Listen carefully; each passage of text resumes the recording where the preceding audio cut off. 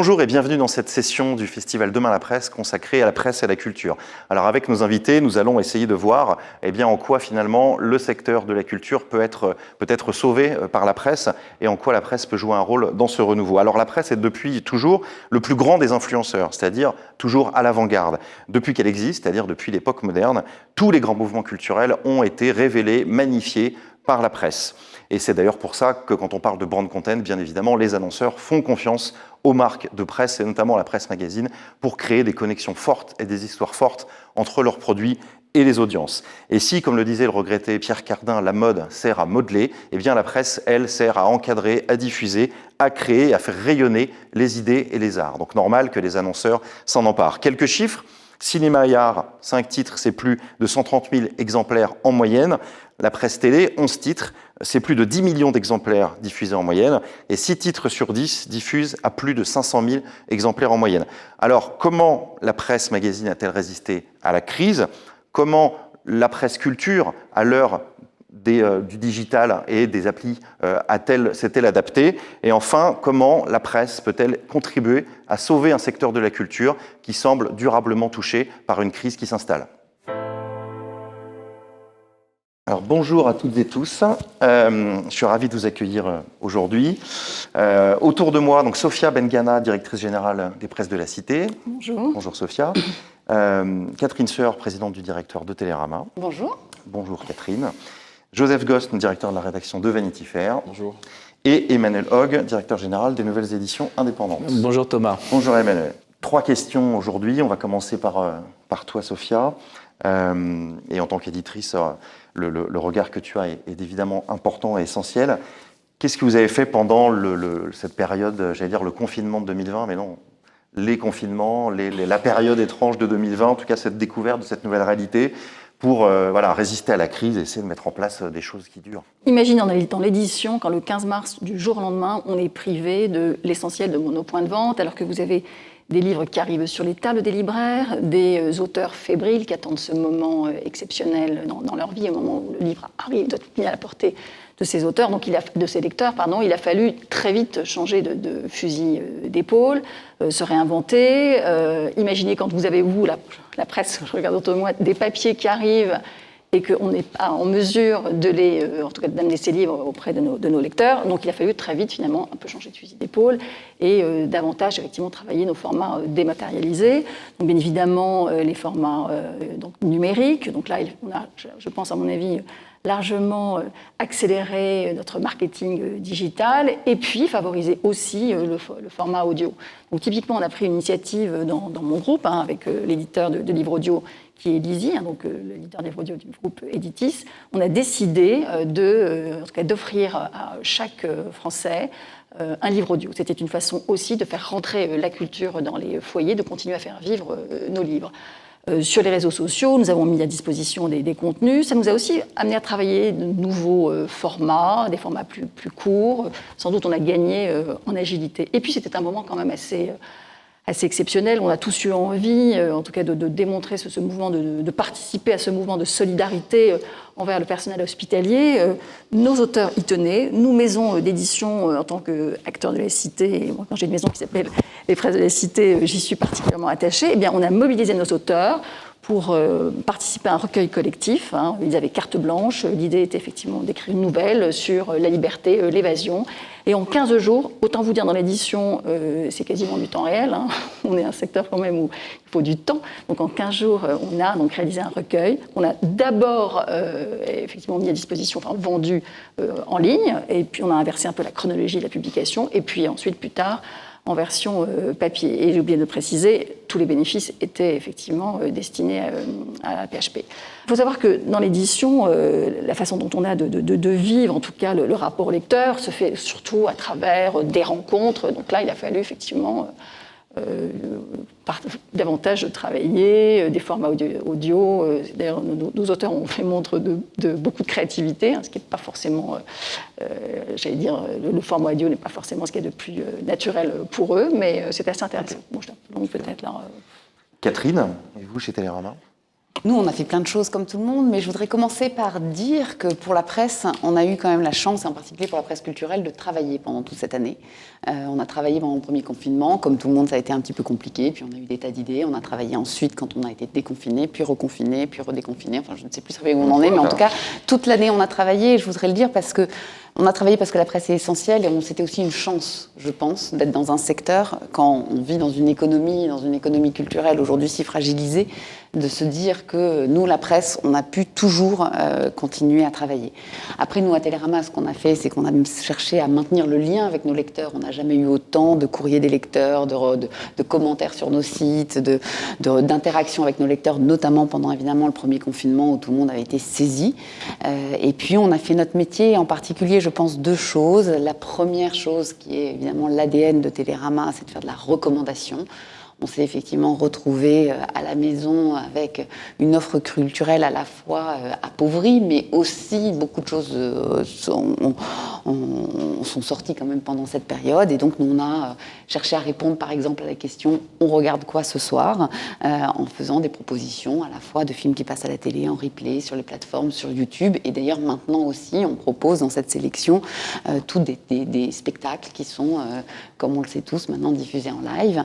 On a fait de la recommandation donc, de format audiovisuel, mais aussi bien sûr de livres, de podcasts, d'activités pour enfants, notamment pendant le premier confinement. Chaque jour, on faisait des sélections de qu'est-ce qu'on peut faire avec les enfants, qui était quand même un grand sujet pendant le premier confinement. Et encore aujourd'hui, pour les week-ends, on essaie d'accompagner nos lecteurs sur ces sujets-là qui sont importants. Puis il y a une deuxième chose qu'on a recherché à faire à Télérama, c'est accompagner le monde de la culture. Être évidemment un endroit où on raconte la culture. En ce moment a été une année un peu étonnante pour ça, donc on a raconté toutes les initiatives qui ont pu être prises ça et là. Je pense que les autres intervenants y reviendront sans doute, et on a essayé d'organiser des choses, et j'ai été extrêmement frappée. On a organisé des tables rondes. On a eu de la chance, on a organisé des tables rondes en juin et en tout début novembre, bien sûr en live comme tout le monde. On a organisé un événement qu'on a appelé Jour d'artistes, où des artistes ont pu prendre la parole. On a organisé un concert avec les Bouffes du Nord, sans public. Et néanmoins, à chaque fois qu'on a proposé aux artistes de s'exprimer, soit de participer à une table ronde sur où en est la création aujourd'hui, à venir faire un concert, à venir, on a en ce moment une Télérama Dialogue par exemple, où on rencontre des artistes. À chaque fois, les artistes, on se rend compte qu'ils avaient besoin vraiment de s'exprimer, de raconter, de participer, de jouer quand on fait un concert. Donc on a aussi essayé d'accompagner le monde de la culture comme ça. Emmanuel, aux nouvelles éditions indépendantes. Mobilisation générale, comme chacun face à cette situation absolument invraisemblable et incroyable. Nous, on s'est retrouvés juste après le Festival des Inrocks, qui a été le dernier festival dans le monde réel et le monde dit d'avant. Donc une très belle édition, et puis on s'est tous retrouvés le lendemain en se disant qu'il fallait qu'on joue collectif et utiliser toutes les meilleures armes de toutes les équipes du groupe, parce que bien sûr il y a les Inrocks qui symbolisent la presse magazine et notre engagement dans la culture et la musique, mais avec Nova, avec les équipes de Rock en scène et aussi de Chic Magazine, on a tout de suite créé une newsletter, un hashtag commun qui était « On reste ouvert », parce que le risque était que le confinement aussi embarque un rétrécissement des esprits, des idées. L'idée du repli sur soi était au début, alors on le ressent moins aujourd'hui, mais était quand même dans les têtes de tout le monde.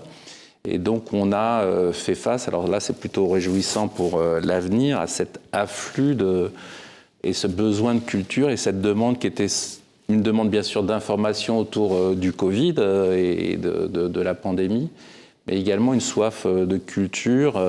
Catherine l'a évoqué, le besoin des recommandations, des prescriptions, de quoi lire, quoi regarder. Donc on s'est vraiment tous mobilisés. Avec le souci en particulier, et qui reste constant encore aujourd'hui, d'être très attentif aux signaux faibles de la culture. Bien sûr, il y a une dimension militante et d'être à côté des professionnels et des acteurs, et aussi de faire en sorte que l'émergence, que les formes indépendantes, les formes rares de la culture puissent continuer aussi à avoir leur espace d'expression, parce que finalement, quand on va se retourner plus vers ce qu'on connaît, vers ce qu'on reconnaît, vers la culture un peu mainstream. Et donc, nous aussi, on a été très attentifs à préserver et à donner le maximum d'écho ou signaux faibles, rares, et par définition plus fragilisés que d'autres dans cette période d'extrême difficulté.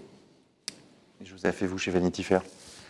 Alors, chez Vanity Fair, on a fait plusieurs choses qui étaient assez différentes selon les moments de l'année, puisque l'année a été finalement très complexe, et on a voulu réagir aussi selon les moments et selon comment on sentait le monde changer.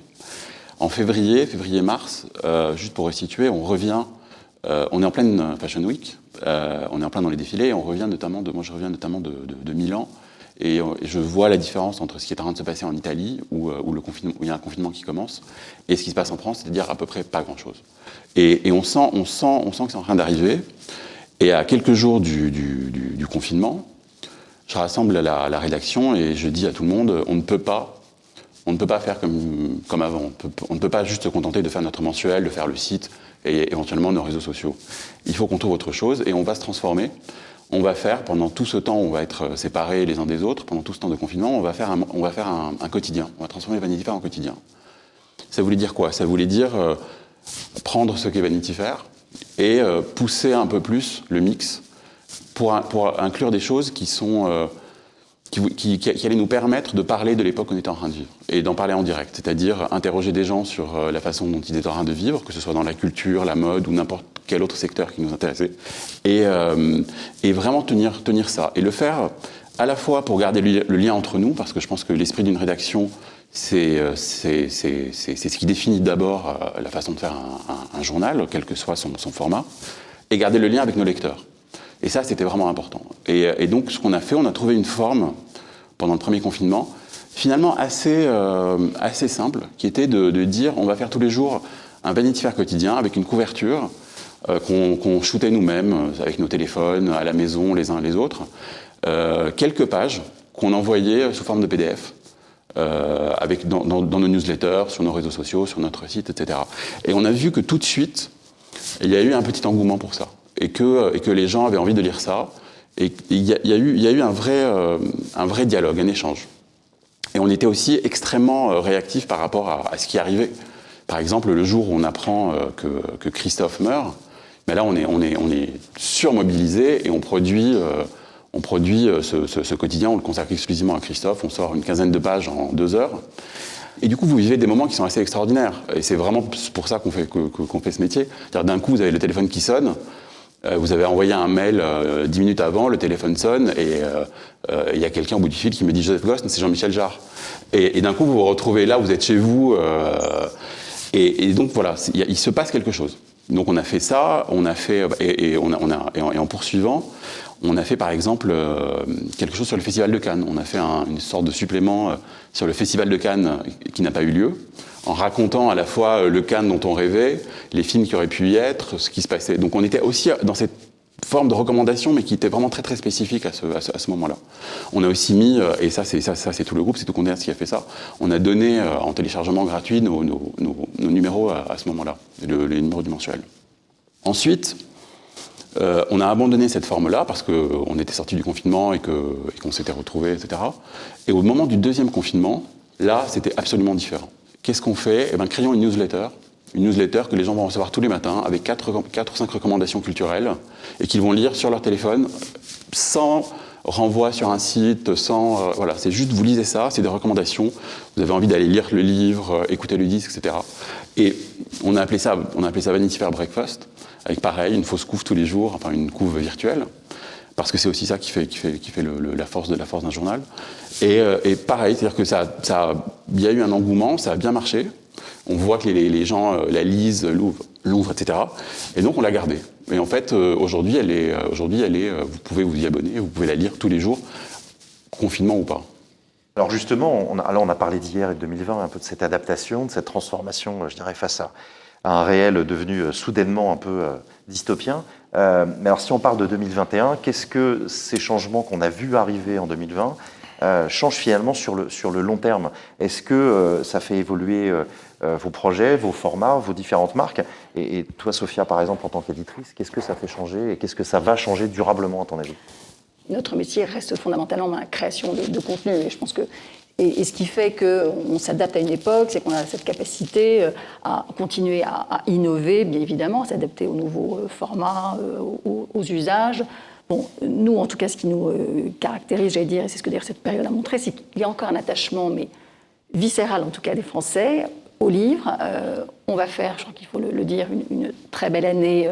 Et on a été effectivement la seule offre culturelle accessible sur l'année. Et je trouve que c'est plutôt rassurant de voir que dans une période aussi difficile, il y a eu cette envie de lire, de nourrir son imaginaire. Au passage, l'édition et la littérature en particulier a cette capacité donc, de nourrir notre imaginaire. On est le dépositaire en quelque sorte de l'imaginaire. Donc il faut continuer à accompagner ce mouvement. Moi, je considère que les auteurs que l'on accompagne, eh bien, il nous appartient de leur ouvrir aussi de nouveaux territoires. Donc, effectivement, ce n'est pas nouveau de les accompagner dans l'adaptation audiovisuelle. Aujourd'hui, parce que c'est un peu l'actualité, que serait Netflix sans Arsène Lupin ? Je veux dire, ce qui vient qu'on est vraiment là pour... oui, c'est très bien les tuyaux, mais il faut des contenus. Au passage, je publie un très beau recueil des plus beaux textes, en tout cas de Maurice Leblanc. Et là, ce qui est formidable, là je vois, on n'arrête pas d'avoir des demandes de réasseurs, donc bon, on se répond. Donc pour répondre plus spécifiquement, il faut continuer à faire le cœur de notre métier. Bien évidemment, nous adapter aux nouveaux usages, aux nouveaux formats.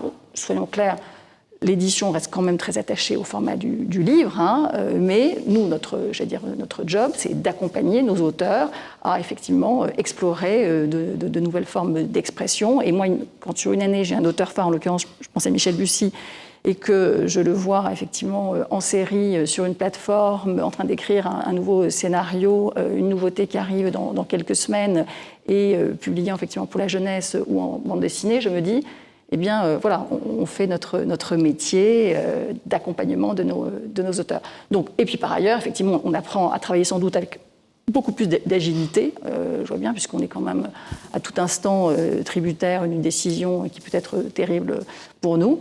Et même avec vous, j'allais dire, vous, la presse, on apprend aussi à travailler différemment pour être plus réactif, et d'ailleurs ne pas être uniquement attaché à votre format papier. Vous êtes des marques fortes prescriptrices, vous avez des sites, on a en commun des audiences, en tout cas des publics que l'on adresse, donc on se répond mutuellement. Donc j'entends bien en tout cas continuer à travailler dans ce sens-là, notamment avec vous, puisque vous êtes nos partenaires au quotidien. Catherine, est-ce que la marque Télérama et ses différentes incarnations va changer durablement ? Moi, je pense qu'il y a des choses qui ont changé et des choses qui demeurent. Et dans les choses qui ont changé, et je pense que tout ce qu'on les uns et les autres ont dit jusqu'à présent, c'est dans ce qui a changé, c'est bien évidemment la digitalisation des marques. On était normalement la presse magazine, en particulier Télérama, on a une très forte diffusion papier, des abonnés papier. Et effectivement, ce qui a accéléré cette année, parce qu'il y avait beaucoup de choses qui avaient été faites avant, bien entendu, mais c'est la croissance de nos audiences sur le numérique, la croissance de nos abonnés aux newsletters, la croissance de nos abonnés numériques. On a une application donc, qui, encore une fois, répond à cette question. On regarde quoi ce soir ? Je le redis parce que je pense qu'aujourd'hui, on est dans une époque où on passe beaucoup plus de temps à chercher le programme qu'on va regarder qu'à le regarder lui-même. Donc voilà, c'est très important de la recommander. Donc il y a, je pense, tout ce champ-là qui a changé avec une digitalisation énorme, avec une adaptation, je pense, des équipes, qu'elles soient journalistes ou pas d'ailleurs, remarquable, je pense, dans chacun de nos titres et de nos entreprises, où chacun a vraiment essayé. Je pense aussi parce que, encore une fois, on pouvait faire notre métier et qu'on était attendu par notre audience, par nos lecteurs, par nos abonnés. Donc je pense que ça a changé. C'est-à-dire qu'on vit dans un monde où le papier est extrêmement important, et moi je chéris mes abonnés et mes lecteurs en kiosque, mais où on a découvert que c'était important de se digitaliser et qu'on pouvait aussi conquérir des nouvelles audiences comme ça. Et puis il y a des choses, je pense, qui ne changent pas. C'est-à-dire qu'il y a l'exigence, effectivement, ce que disait Emmanuel tout à l'heure, ce que disait Joseph, c'est-à-dire c'est raconter la culture, la raconter de manière indépendante, se dire que quand il se passe un événement, quand on est attaché à Cannes, qu'on a envie de raconter Cannes, quand on a envie de défendre des auteurs, ça je pense que c'est des choses qui ne changent pas. Et puis je pense qu'il y a une autre chose auquel moi je suis personnellement extrêmement attachée, c'est le fait que les rédactions sont composées de journalistes qui ont des convictions, qui font de la critique, qui ont des envies, qui ont des choses qu'ils aiment, des choses qu'ils n'aiment pas, et font de la recommandation humaine. C'est-à-dire qu'on n'a pas des algorithmes derrière dans nos rédactions. Aujourd'hui, on fait des choix, on les défend. Et je pense que c'est extrêmement important dans un monde, par ailleurs, où nos concurrents, les GAFA, font sans cesse... il suffit qu'on ait regardé quelque chose pour qu'on ait 3-4 recommandations et penser qu'on va être enfermé dans une série policière parce qu'on en a regardé une. Je pense qu'on a des titres, et Télérama bien sûr, mais aussi les intervenants autour de cette table, où on défend une certaine conception de la culture. Et c'est vraiment nos journalistes, des êtres humains, et pas des algorithmes qui défendent cette conception de la culture. Oui, alors effectivement, cette fin de la sérendipité dont on parle, la bulle algorithmique peut nous enfermer. Alors ce rôle essentiel dans la culture que la presse a, évidemment, chez les Inrock, Nova, Chic, vous le vivez et vous le connaissez très bien, mais est-ce que ça va changer? Est-ce que la situation qu'on a vécue, on a vu 2020, est-ce que 2021, les marques, les formats, qu'est-ce qui va vraiment se transformer? Alors, oui, c'est un accélérateur. C'est un accélérateur d'un certain nombre d'évolutions qui étaient déjà présentes ou sous-jacentes, mais qui vont, que le Covid, que le confinement, que de nouvelles méthodes de travail vont accélérer.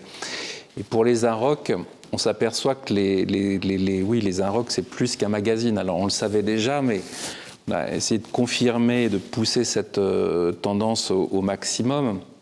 C'est bien sûr un festival, j'y reviens parce que dans le groupe il y a Rock en scène aussi et des lives aussi, des concerts en direct sur Nova, et pendant toute cette période on a été extrêmement attentifs à garder un lien direct, physique, et le plus longtemps possible en présentiel autour des artistes pour pouvoir jouer sur nos plateaux, pour pouvoir jouer sur notre site web, et ça c'est absolument essentiel. Et pour le festival des Inrock, on a été le dernier festival à Paris avant le confinement, et je me bats, les équipes se battent pour qu'on soit peut-être le premier festival qui réouvrira la saison du live à Paris, autour du, je l'espère, en tous les cas le plus tôt possible. Et donc pour nous, c'est un vrai sujet. C'est parce que c'est vraiment une marque très très forte, le live et la musique en direct. Mais c'est aussi, on a renouvelé nos formats vidéo aux Inrock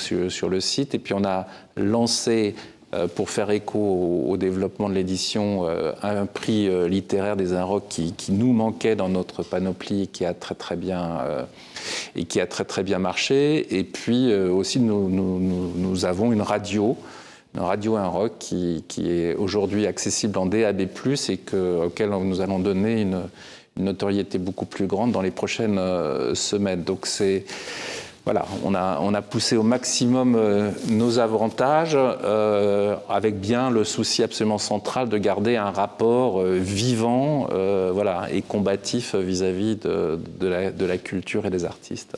Alors, rapport vivant, effectivement, culture, artiste. On parlait en intro également, je mentionnais le rôle d'influenceur également de la presse et des marques de presse. Joseph, pour Vanity Fair, qu'est-ce que ça va changer durablement, cette situation?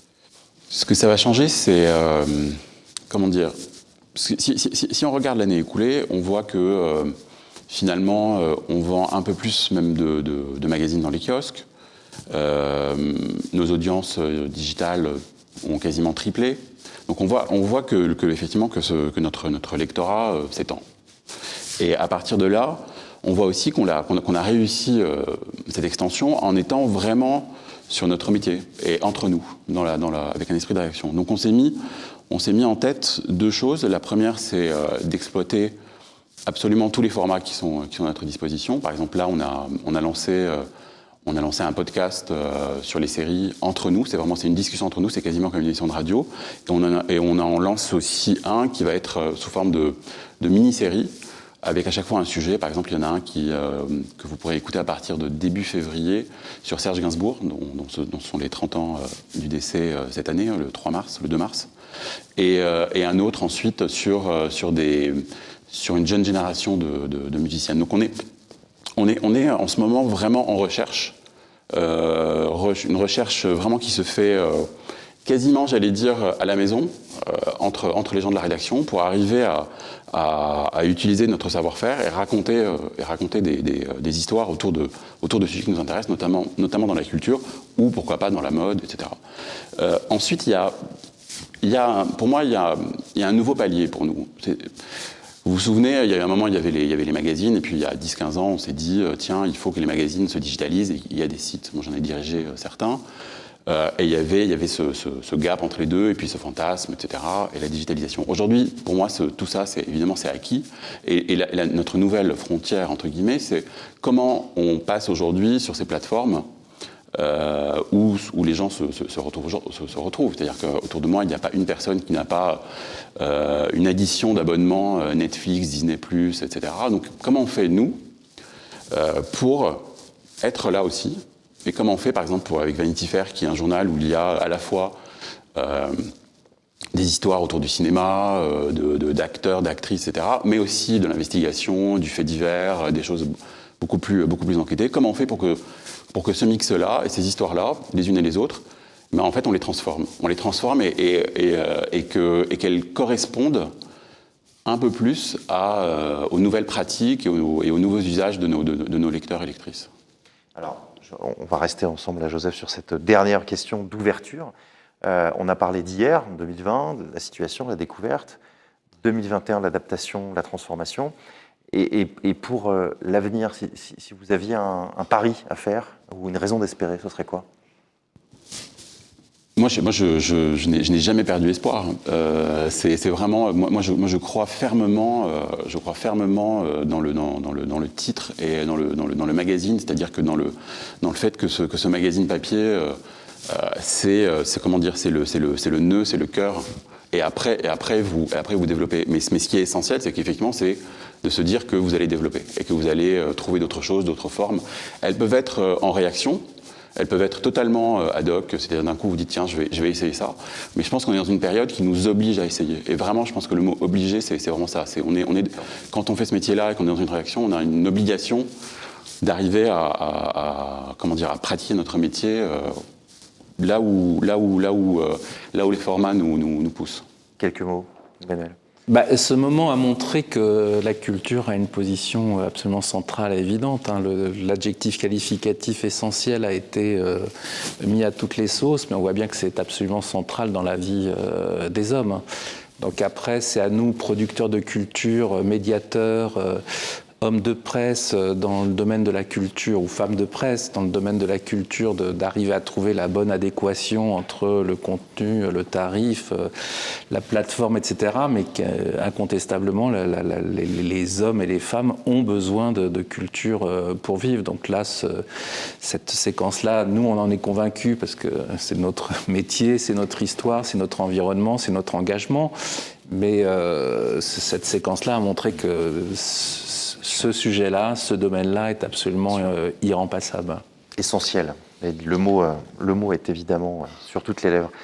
Catherine, quel pari, quelle envie? Sur ce qui a été dit, moi j'étais extrêmement frappée il y a quelques jours par l'investiture de Joe Biden et la poétesse si jeune, Amanda Gorman, qui a fait ce poème. Et je me suis dit, dans ce moment-là où on est tous désolés de ne pas pouvoir aller au concert, au théâtre, etc., on a pu voir ce que c'est qu'un acte de création, ce que c'est qu'un acte, une performance artistique vue par des millions de personnes. Enfin, et c'est ça la culture. C'est-à-dire que c'est ces moments de grâce qui peuvent arriver avec des artistes qui créent et qui réussissent à partager. Et je pense que, alors même qu'il n'y a plus de spectacles, il n'y a plus les cinémas sont fermés, on a tous la conviction que c'est important, et je pense que cette conviction, en fait, elle est partagée par de plus en plus, par une audience de plus en plus large. Et ça, il faut s'en réjouir. C'est une raison d'espérer. Pour passer la parole à Sophia, je pense que les gens se soient remis à la lecture est aussi un énorme espoir pour tous. Évidemment, je ne peux que renchérir. J'ai surtout envie de dire que moi, je fais le pari de la civilisation de l'écrit. C'est ce qu'on a en partage. Je pense qu'on est à un moment aussi charnière, à une époque où on voit bien que les écrans occupent de plus en plus de place dans nos vies. Et en même temps, il y a en tout cas cet attachement à l'écrit qui doit jouer un rôle absolument essentiel, je veux dire, dans la façon dont on peut nourrir, enrichir nos esprits. Tu le disais, Emmanuel, il y a un certain nombre de débats et d'enjeux de société qu'il faut savoir adresser. Et c'est ce que doit pouvoir en tout cas apporter l'édition et la presse, hein, avec ce regard distancié. Enfin, je veux dire, on est une époque où on voit bien que l'intolérance est parfois un peu de rigueur. Et c'est là où on a un rôle à jouer en nourrissant le débat, où l'écrit, regardez, des journalistes, des auteurs, doit apporter sa contribution. Et donc moi, j'y crois plus que par conviction. Je pense que c'est un enjeu pour les années à venir. Et j'allais dire, la presse et l'édition, là-dessus, est sur le même bateau. On s'est depuis toujours nourris mutuellement, influencés, accompagnés. Donc en tout cas, c'est le pari que je fais, finalement. Voilà, l'écrit, et puis finalement, quel que soit le format, ça c'est encore un autre sujet. Donc oui, rôle de la culture, rôle de la presse, effectivement, voilà, on a passé un moment passionnant ensemble. Merci beaucoup. Merci. Merci Thomas. Merci de votre participation aujourd'hui. On va passer maintenant à la deuxième partie de cette session. On parlera plus précisément de presse et de télévision.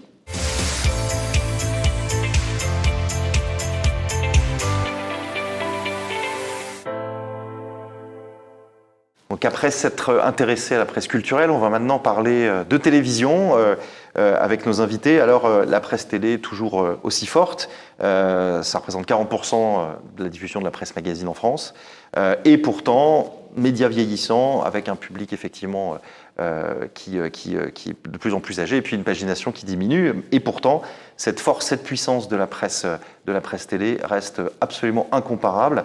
Alors on va explorer le territoire de l'entertainment. Alors l'entertainment est-il forcément réservé aux nouvelles plateformes ? Voilà, on peut parler évidemment de Brut, de Combini, quel rapport avec les réseaux sociaux, avec les phénomènes comme TikTok par exemple, et puis quelle est également la relation de la presse magazine avec eh bien, la production télé, avec les producteurs, avec les fabricants de contenu, les artistes et les stars.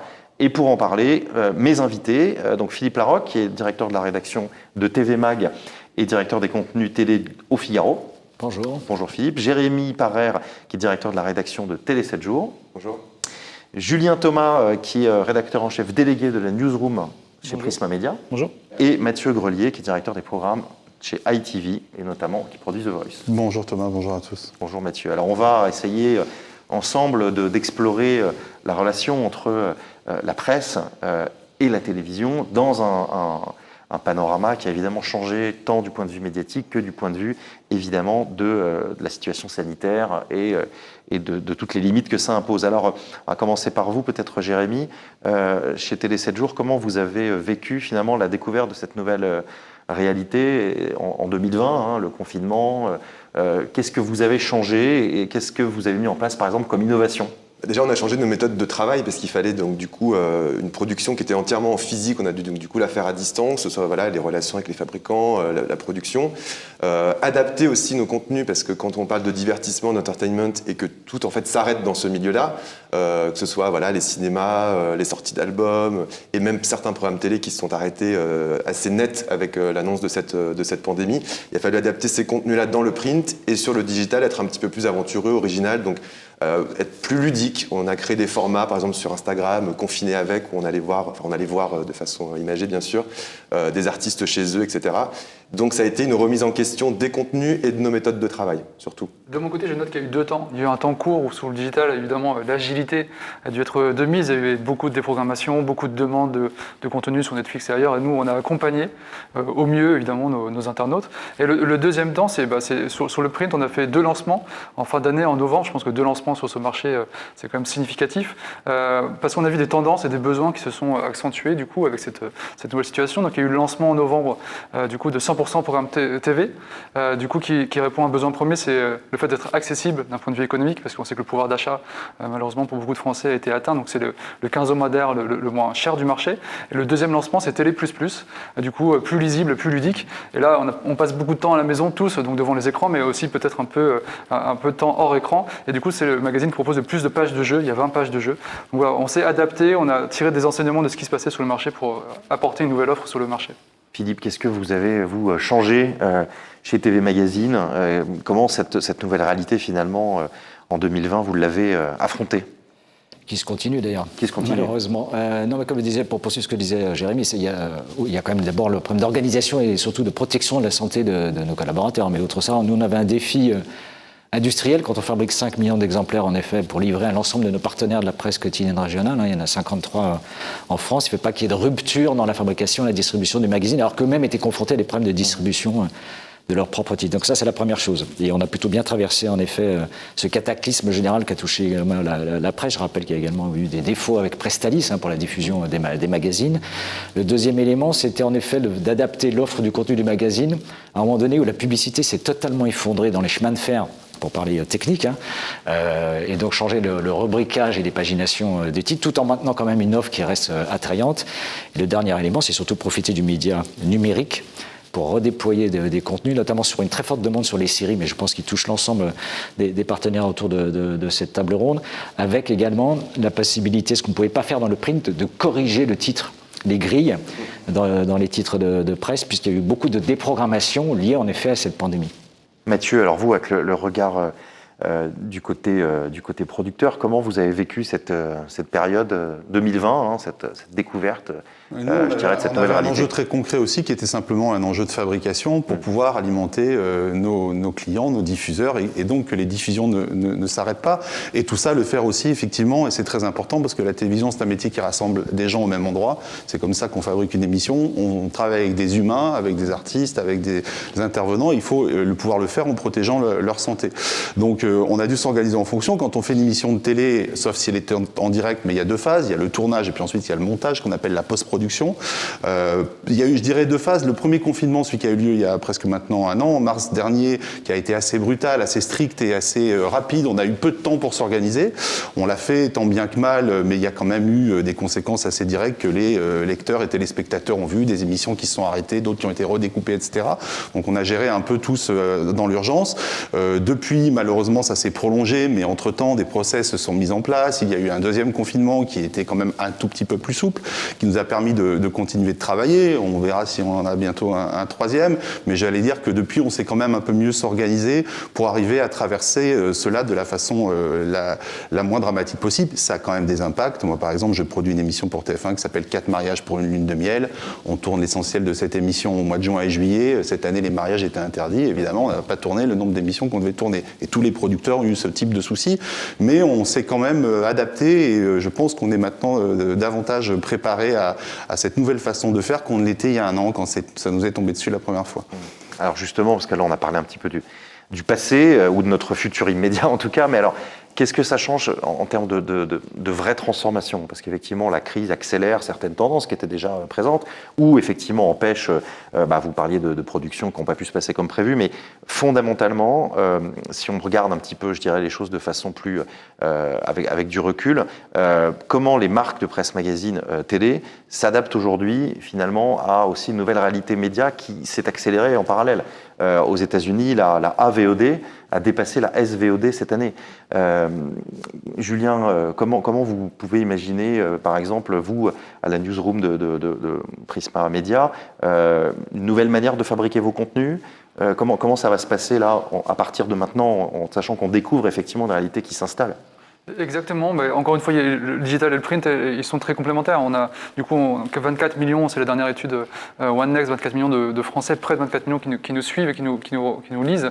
Du coup, sur le digital, ça va être de créer des espaces vraiment, ou un espace Amazon, un espace Netflix, pour que les gens qui sont abonnés puissent profiter pleinement de leur catalogue, qu'on puisse les aider. On sait que l'algorithme, parfois, on se sent tous un peu perdus quand on arrive sur Netflix. Il y a une profusion. Ils misent beaucoup sur l'intelligence technique, nous on mise beaucoup sur l'intelligence humaine, l'intelligence des équipes, de recommander. Donc ça veut dire construire une proposition, mais qui aussi va être sur le print, c'est-à-dire que là, sur le numéro de Télé 2 Semaines qui est en kiosque, il y a un dossier spécial Netflix de 8 pages. Donc le magazine télé, il va sans dire que c'est plus uniquement de la télé, il faut qu'on aille beaucoup plus loin. Et je crois que du coup, c'est complémentaire, les deux médias. Je pense qu'il y a un temps de recul, évidemment, avec le magazine, un dossier spécial, à un moment donné, on s'arrête, et chaque semaine, il y aura 4 pages de différentes plateformes. Sur le digital, on est beaucoup plus dans l'échange, beaucoup plus dans les rendez-vous. Donc je pense qu'il y a vraiment ces deux temps qui doivent être complémentaires. Pour vous, Jérémy? C'est ça, je pense que c'est vraiment une réflexion à avoir sur les contenus et la façon de les traiter, avec effectivement ces deux vitesses que sont le print, le digital. Nous, sur le print, par exemple, on a des rubriques qui sont consacrées vraiment à tout ce qui est justement VOD, SVOD, qui justement a grossi pendant cette période de 2020 parce qu'il y avait une forte demande. Sur le digital également, on voit que les modes de consommation en fait se modifient, mais Le print doit se nourrir justement de ces nouveaux comportements, sans oublier non plus les comportements historiques que sont la télévision, la culture en général, parce qu'ils sont vraiment complémentaires. Et pendant cette pandémie, justement, ce qui a été intéressant, c'est de se dire que ce sont ces plateformes qui ont créé l'actu. Donc on a donné plus de place aux acteurs de séries, par exemple, sur Netflix, sur Disney+, etc.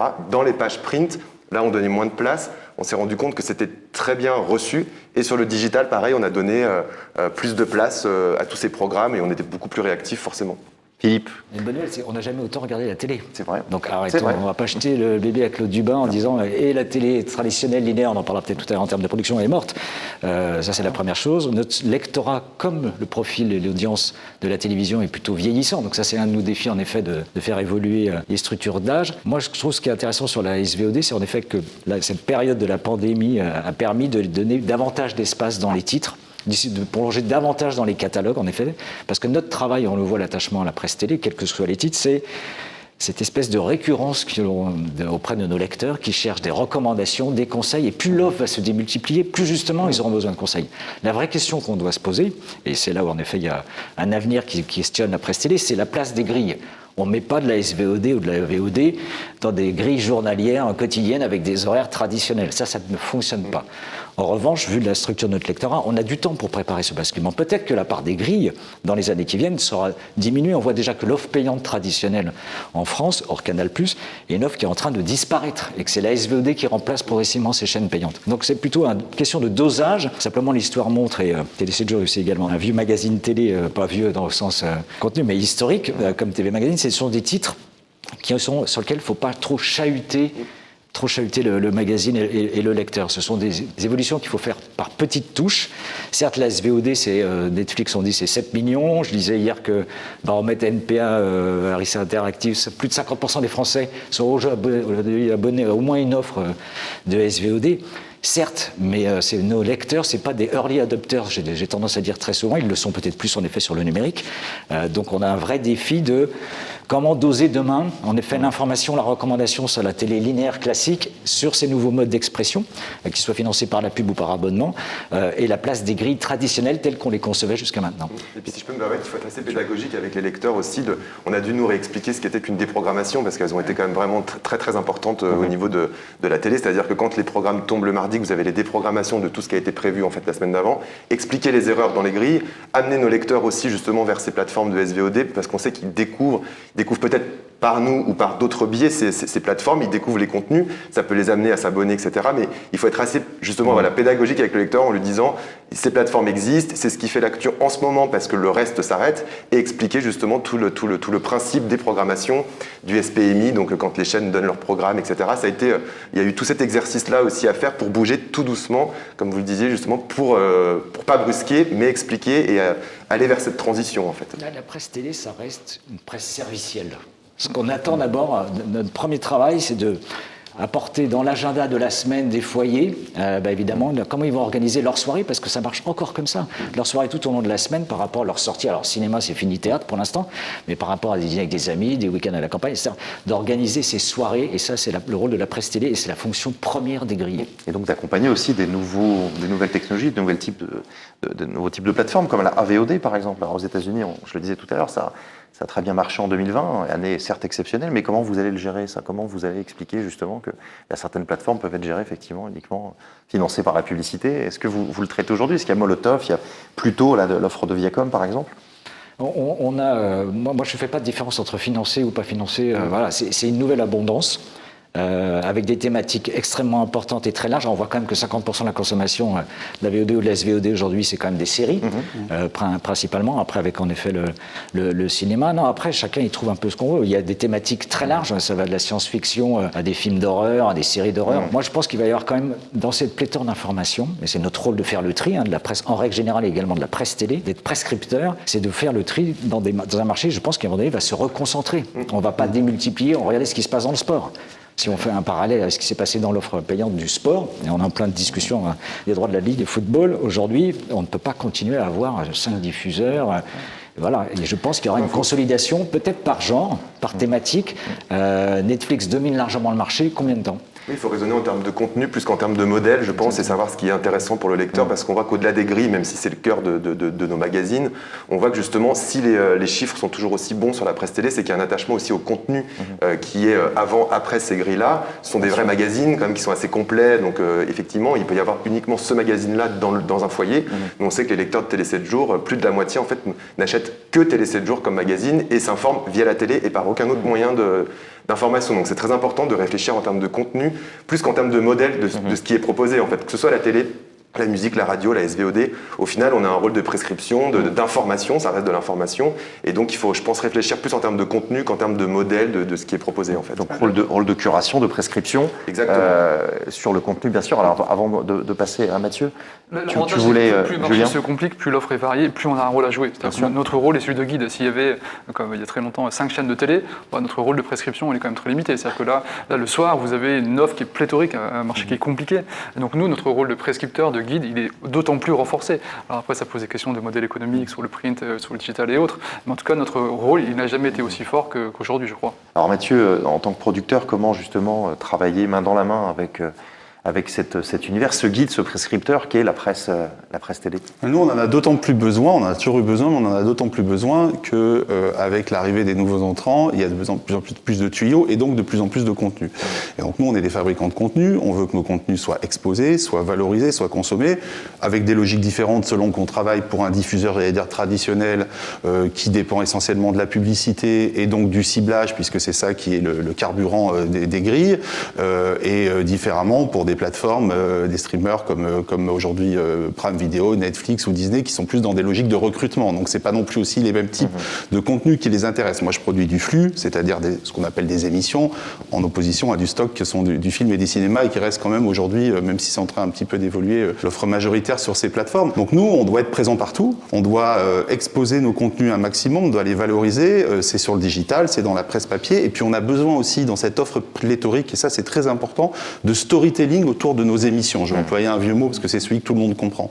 C'est-à-dire qu'il y a tellement de choses à consommer, à regarder, que notamment dans le flux, il faut pouvoir raconter une histoire autour d'un programme. Il faut donner envie, notamment sur des émissions qui sont dans des séries longues. Quand on est sur des émissions unitaires, c'est plus compliqué. Mais quand on a des séries longues, les grandes franchises de flux, on va parler, je sais pas, moi de Fort Boyard, de Koh-Lanta, de Masked Singer, de The Voice que je produis. Il y a des saisons qui s'enchaînent les unes derrière les autres. À chaque fois, il faut raconter une nouvelle histoire. Il faut garder ceux qui sont fidèles. Il faut essayer de recruter des nouveaux. On a une belle opportunité en ce moment, puisqu'on l'a dit, grâce entre guillemets à cette période, il y a eu une hausse de la consommation télévisée. Elle était énorme il y a un an, elle s'est un petit peu lissée depuis, mais bon, je crois que c'est quand même entre 15 et 20% d'augmentation. Surtout, il y a davantage ce qu'on pensait un peu perdu, ce qu'on appelle nous les couches conjointes, c'est-à-dire des enfants et des cibles jeunes qui regardent la télévision avec leurs parents et leurs grands-parents, ce qui est le Graal pour les chaînes, notamment celles qui dépendent de la publicité. Donc ça, on verra combien de temps ça dure. Mais donc tout ça, c'est fait qu'il y a les anciens qui sont là, il y a les nouveaux qui arrivent, il y a beaucoup de contenu parce qu'il y a beaucoup d'acteurs.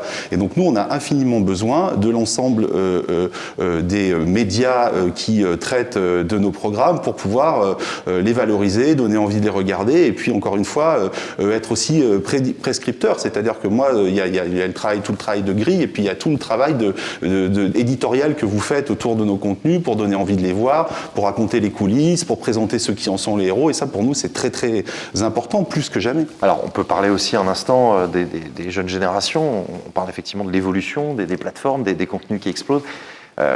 En général, on pense spontanément que les jeunes générations vont aller chercher de l'information sur les programmes via le digital, via des influenceurs, via des nouvelles plateformes, que ce soit Snap ou TikTok par exemple aussi. Mais alors comment on fait revenir finalement les jeunes vers le print ? Est-ce que c'est une question que vous posez et comment on pourrait y répondre ? Faire revenir les jeunes vers le print, c'est vrai que c'est compliqué parce que le marché de la presse de toute façon est vieillissant, mais celui de la télé également. Enfin, il y a beaucoup dans ces sphères justement des publics qui sont vieillissants. Ce qu'on voit, c'est qu'il y a quand même un renouvellement, c'est-à-dire que nous, même si notre structure de lectorat est assez âgée, si je peux dire ça comme ça, parce que la moyenne d'âge c'est 50 ans, donc il y a des très très vieux et des moins vieux, on voit qu'il y a quand même un phénomène de renouvellement chez les 35-45.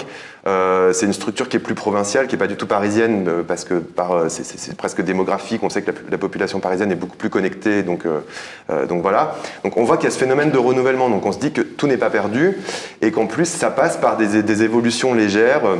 Nous, par exemple, à Télé 7 jours, on a essayé de rajeunir un petit peu nos personnalités en couverture, les sujets qu'on traite, et on voit que sur certains numéros, par exemple, quand on met Louane en couverture, on va avoir des jeunes, un phénomène de fans. Il faut aussi s'adresser aux fans, parce que les fans sont un public qui est très précieux, parce qu'il est très fidèle. Et donc, du coup, ça nous permet de faire revenir des plus jeunes. On le voit, voilà, des couvertures de style Jennifer, Louane, Amel Ben, sont des personnalités qui font venir les jeunes sur la presse. Ils ne restent pas forcément, mais ils viennent au moins une fois. Donc ça, c'est une piste. Julien. Oui, alors voilà, donc Télé Loisirs, 24 millions de Français, on voit que la cible est très large, print et digital, mais il y a beaucoup de monde à aller chercher, notamment les jeunes, c'est sûr. Moi, je crois qu'il faut aller là où ils sont, tout simplement, c'est assez basique ce que je dis, mais de créer des rendez-vous avec eux et de les écouter, d'être très humble. Donc, j'ai cité 2 exemples de formats, je pense que c'est ça, ces rendez-vous qu'il faut créer. C'est là, sur le podcast, par exemple, on a lancé un podcast hebdomadaire, To Doom, c'est le son qu'on entend quand on lance Netflix, voilà, c'est consacré, c'est une recommandation Netflix, chaque semaine, et il y a en format vidéo, Théorie de fans, qui décrypte les théories les plus dingues sur les séries créées par ces théories de fans sur les séries et les films. Et ça, c'est un format vidéo qui fait 1 million de vidéos vues par épisode, dont 800 000 sur Snapchat. On voit bien qu'a priori, la cible Snapchat n'est pas exactement notre cible print. Mais voilà, on commence à créer ce lien, ils commencent à voir qu'on les écoute, qu'on leur adresse des contenus qui peuvent les intéresser. Et après, tout doucement, voilà, de les amener sur autre chose. Parce que voilà, le fait de créer un produit print pour eux, évidemment que la réflexion elle est en cours, la question elle est ouverte, mais ça veut dire qu'il faut déjà créer ce lien. Parce que lancer ce produit sans avoir déjà ce lien, je crois que ça va être beaucoup plus difficile. Donc il faut aller déjà là où ils sont, le podcast, Snapchat, TikTok, comme vous les avez cités, et voilà, créer ce lien de confiance. Et l'avantage d'une marque comme Télé Loisirs, c'est que c'est une marque qui est ancrée quand même dans l'esprit, c'est une marque rassurante, c'est une marque familiale. Donc c'est un atout, et je pense qu'il faut s'en servir et voilà, aller vers eux avec beaucoup d'humilité. C'est vrai que c'est difficile, c'est de justement créer ces rendez-vous sur le digital. Je pense que c'est un peu ce qu'on fait tous autour de la table, mais de les ramener sur le print, c'est là qu'est le plus gros défi, parce qu'en fait, quand on va chercher des gens sur TikTok, sur Snapchat, qui sont quand même très très jeunes, de les amener en kiosque ou chez leurs marchands de journaux quand on a 20 ans pour acheter un magazine de presse télé, là c'est plus compliqué. Donc effectivement, après, je pense qu'on revient à ce qu'on disait au début, tout est question de contenu, c'est ce que tu disais également. Et donc les ramener sur le print, c'est plus difficile, mais je pense que ça va prendre du temps parce qu'on perçoit justement ce renouvellement en fait. D'accord, alors Philippe, je crois que vous êtes venu avec un exemple qui peut peut-être être intéressant, éclairant pour répondre à la question. Vous montrez c'est quoi l'attachement d'un magazine télé auprès en effet de people auxquels il raconte des histoires et surtout la filiation au sein d'un foyer. La petite vidéo. Alors TV Magazine, ça représente pour moi une histoire de famille, parce que je me souviens encore aller chez mes grands-parents et avoir la pile de TV Magazine au sein de la salle, et puis pouvoir les regarder, et regarder surtout les pages de couverture, parce que quand on est jeune, on les regarde. Et TV Magazine, c'est aussi le partenaire de Miss France. Ça a été, avec Emmanuel Lito, la première interview que j'ai pu avoir, lorsque j'étais même pas encore en préparation, j'étais encore chez moi. Je me souviens avoir le stress au moment de recevoir l'interview de TV Magazine, parce que c'était la première presse nationale qui m'interviewait. C'était juste formidable. Et quelques semaines après, j'apprends que j'étais en page de couverture. Et je crois que ce TV Magazine-là, avec moi en page de couverture, mes parents l'ont gardé. Et celle-ci, j'imagine que, et j'en suis juste certaine, qu'on le gardera pendant encore des années. On va lui encadrer. Voilà. C'est promis. Non, mais le chasser, et vous avez très bien parlé de ce qu'est l'offre aujourd'hui sur Internet et les nouveaux modes d'expression sur les nouvelles plateformes, les nouvelles applis. Il ne faut pas qu'on perde ce que tu dis. Je crois que c'est Mathieu qui le disait tout à l'heure, qu'on perde aussi les anciens. C'est quand même le gros socle aujourd'hui de notre lecteur.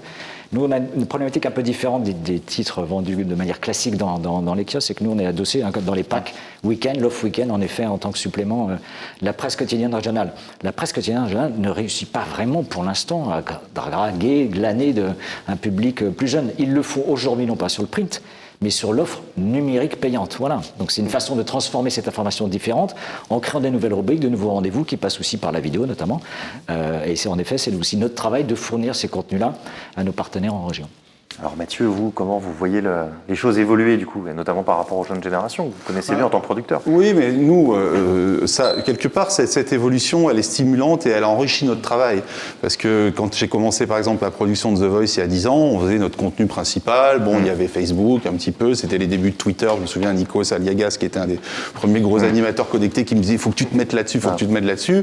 Aujourd'hui, quand on fabrique un contenu le plus premium possible, en dehors de l'émission, du contenu en lui-même, il y a tout un écosystème de contenus dérivés qu'on produit nous aussi producteurs audiovisuels spécifiquement pour ces plateformes, pour ces réseaux sociaux. Et quand on fait une émission comme The Voice, on doit bien sûr être sur TF1, on doit bien sûr être sur la plateforme digitale du diffuseur, mais on doit être sur Facebook, sur Instagram, sur Twitter, sur Snapchat, sur TikTok qui prend une place de plus en plus importante. Et donc nous, on ne fait pas que découper les émissions, on fabrique aussi, nous en tant que producteurs, des contenus qui sont spécifiquement dédiés à chacune de ces plateformes. Il n'empêche que on est toujours heureux d'avoir la belle une de Télé 7 jours, la la belle une de Télé Loisirs, la belle une de TV Magazine, parce que TV Mag, parce que d'abord ça touche le public qui est quand même la base des gens qui viennent nous regarder. Moi je fais une émission notamment qui passe le samedi soir, c'est une structure d'audience qui est assez âgée, et donc c'est statutaire pour nous d'avoir notre animateur, nos coachs, qui est en une de l'un de ces journaux, donc il ne faut rien négliger. Aujourd'hui on doit être partout, mais je crois que c'est la même problématique pour les gens par exemple qui produisent de la musique.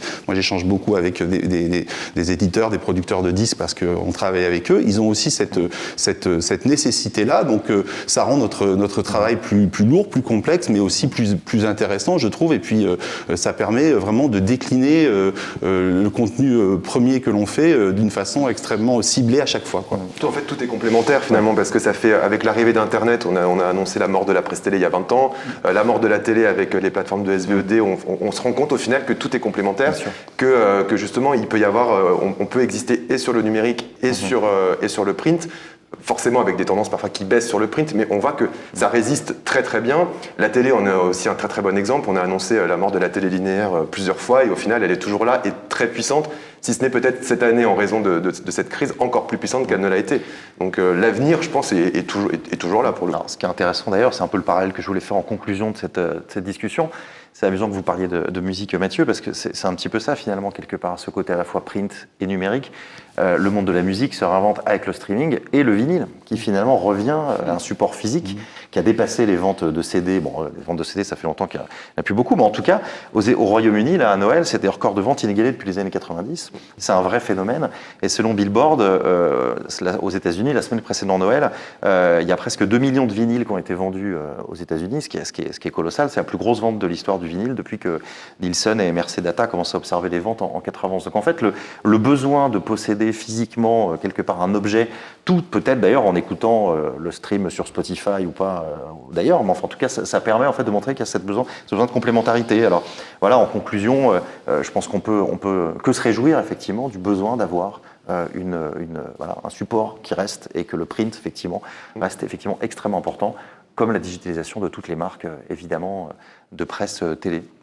Voilà, alors merci beaucoup, c'était passionnant. Alors merci Philippe, merci Jérémy, merci Julien et merci Mathieu. Et on espère que la presse télé aura longue vie et on en est sûr. Merci beaucoup, à vous les studios.